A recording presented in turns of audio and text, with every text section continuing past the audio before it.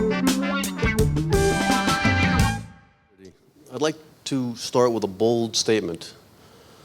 The way we handle back pain in this country is an embarrassment.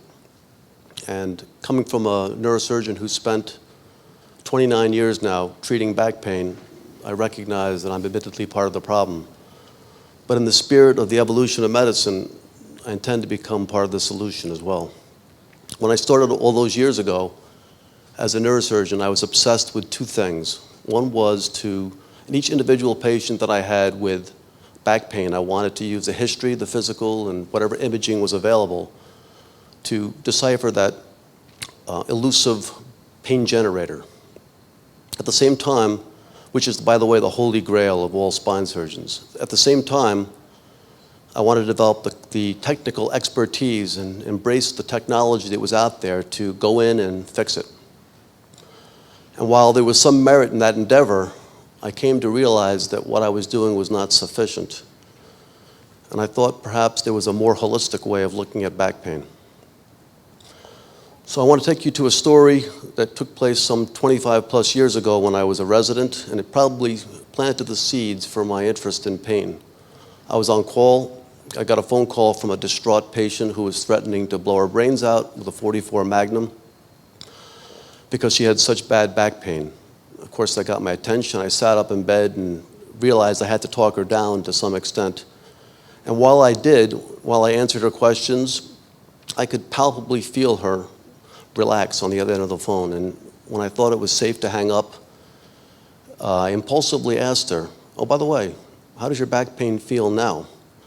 She told me something that was startling. She had no back pain.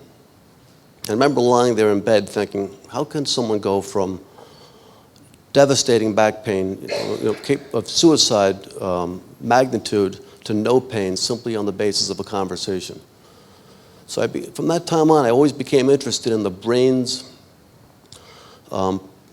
function in pain. And I wrote a book on back pain, and I came up with a 3-tier system of pain.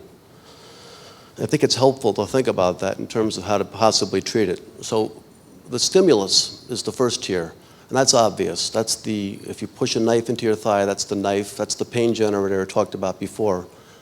But there are always two other components to pain. The second tier, which I've called the epiphenomenon, is really the reaction of the body to that stimulus.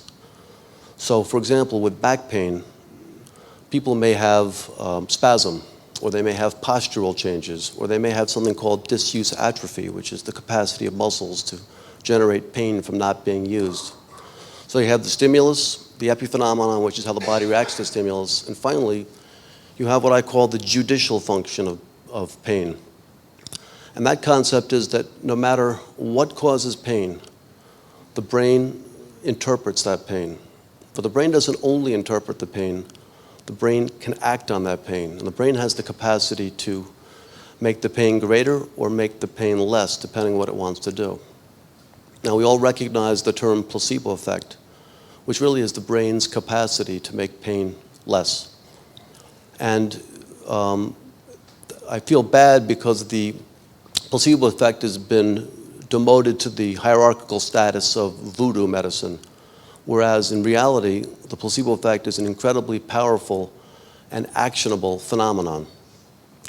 It also has an evil twin sister, which is probably less familiar to most of you, called the Nocebo Effect. And that's the brain's capacity to increase pain or create pain. And although that sounds like gibberish, looking at entities such as chronic pain or fibromyalgia and a whole host of other things is probably best thought of through this Nocebo Effect. So the question is, what can we as practitioners do? We know that even back pain really takes place in the brain, not in the back. And of course, there is merit to finding a pain generator, otherwise I'd be out of a job. But the psychology literature supplies us with two methods of taking on that brain part of pain. And one is called self-efficacy. Self-efficacy is a term that pertains to confidence. Confidence in one's ability to either overcome a medical condition or to attain health. And closely related to that is the concept of autonomy. And what I've noted over the years, which is fascinating, is that when people have pain, once they let go of the idea of eliminating the pain and focus rather on ownership of the pain and ownership of the pain and I have to finish now or just I have one more thing to say. So the second psychological concept is called embodied cognition. And embodied cognition is sort of a fancy word for the mind-body interface.